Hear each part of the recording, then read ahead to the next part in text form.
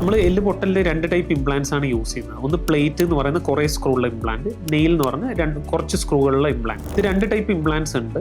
Stainless steel കൊണ്ട് ഉണ്ടാക്കിയതുണ്ട്, titanium ഉണ്ട്. ഇതാണ് കോമൺലി യൂസ് ചെയ്യുന്നത്. നമ്മൾ എല്ല് പൊട്ടലിൻ്റെ സർജറി കഴിഞ്ഞിട്ട് വൺസ് ഫ്രാക്ചർ യൂണിയൻ ആയി കഴിഞ്ഞാൽ, കംപ്ലീറ്റ്ലി ജോയിൻ്റ് ആയി കഴിഞ്ഞാൽ പിന്നെ ഇത് എടുക്കണമെന്നുള്ളതാണ് എല്ലാവർക്കും ഡൗട്ടുള്ളത്.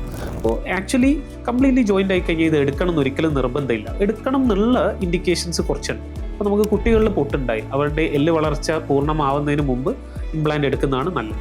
പിന്നെ അല്ലെങ്കിൽ ചില എല്ലുകൾ സ്കിന്നിൻ്റെ തൊട്ടടിയിലാണ്, എസ്പെഷ്യലി നമ്മുടെ ഈ ക്ലാവിക്കിൾ ബോണ് അല്ലെങ്കിൽ മുട്ടിനടിയിലുള്ള ടിബിയ ബോണ്, ഇതിലൊക്കെ ചിലപ്പോൾ സർജറി ചെയ്യുമ്പോൾ സ്കിന്നിൻ്റെ തൊട്ടടിയിലാണ് ഇതുണ്ടാവും. അപ്പോൾ നമുക്കൊരു സ്കിൻ ഇറിറ്റേഷൻ വരുമ്പോൾ അങ്ങനത്തെ കേസിൽ നമുക്കിത് റിമൂവ് ചെയ്യാം. ചില കേസിൽ നമുക്ക് ഇൻഫെക്ഷൻ വരാനുള്ള സാധ്യത ഉണ്ട്.